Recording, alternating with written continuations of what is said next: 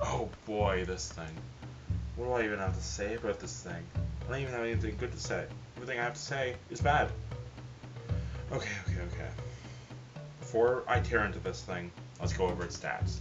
The gas passer is an equipable item for the pyro. You take your secondary slot, and its stats go something like this.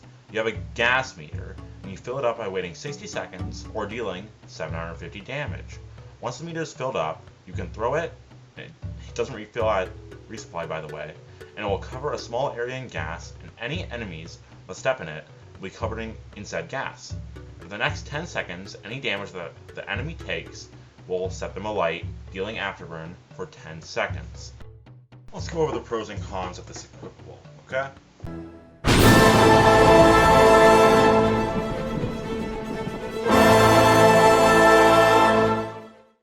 The pros are simple.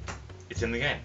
That's a pro, right? I mean, if it's in the game, that means it can be used, that means you can use it. Okay, let's skip that part. The cons are, it's in the game. I mean, it's in the game, and you can use it, and it's bad, and it's trash, and there's literally no point in using it, but it's in the game, so that's a con. Jokes aside, the pros of this weapon include being able to lock down a choke with the area of effect gas, and discouraging enemies to go through it, other they suffer afterburn. Also, it's useful in pyro 1v1s, I guess, letting you give the enemy pyro afterburn, but other than that, there's no real upside. It's just a throwable gas canister. It covers the area in gas, which when they take damage, they get set alight. So there's no real benefit other than locking down a choke. The cons, though, are what really ruin this weapon. The charge rate is absolutely absurd, having to wait 60 seconds or deal 750 damage just to cover an area for 10 seconds, and that area only giving the enemy afterburn is absurd. It's stupid.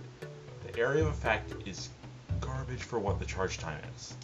Also, I'm not really sure if this is a glitch or an oversight or if it's anything like that, but right now, as is, people coating the gas don't count as quote-unquote wet.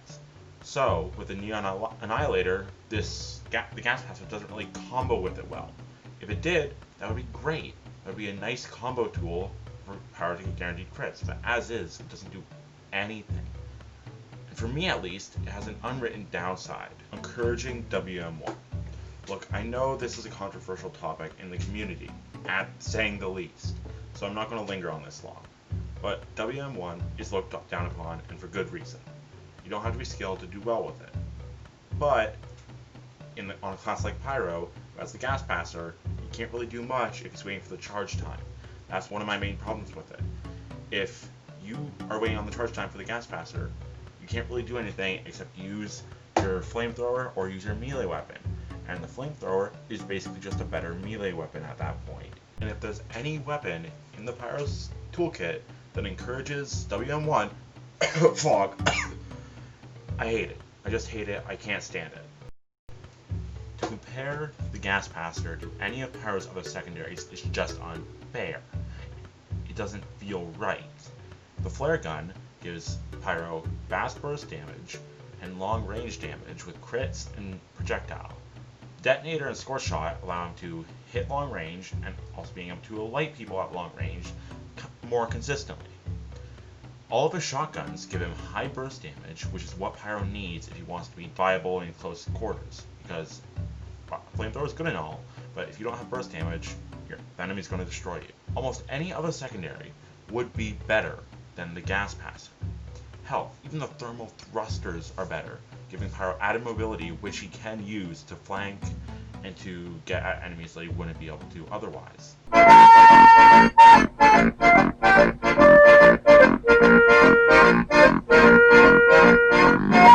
What does the gas passer do? It gives your team a benefit that you get with just your primary weapon. So, at a stupid slow charge rate. Gas passer is absolute garbage in its current state. We can all agree on that, right? Right?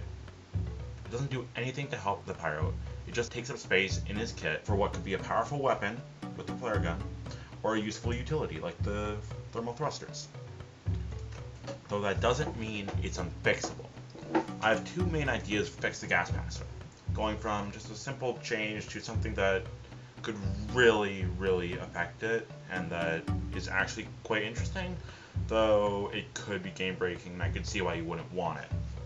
Option 1 is the simpler option. Cut the charge rate by 75%. Make it so it only takes 15 seconds, or dealing 200 or so damage, to fully recharge it. The area of effect lasts for 5 seconds, and afterburn lasts for 5 seconds, and make it so that people coated with it count as wet.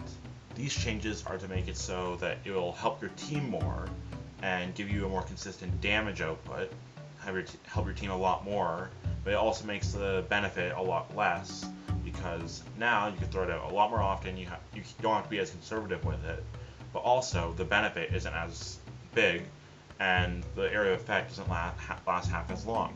So now you can use it to retreat, to cover your back, you can use it to cover a flank route a lot more easily without having to wait that additional 60 seconds after throwing it, which is absurd. Option 2 is the more interesting option.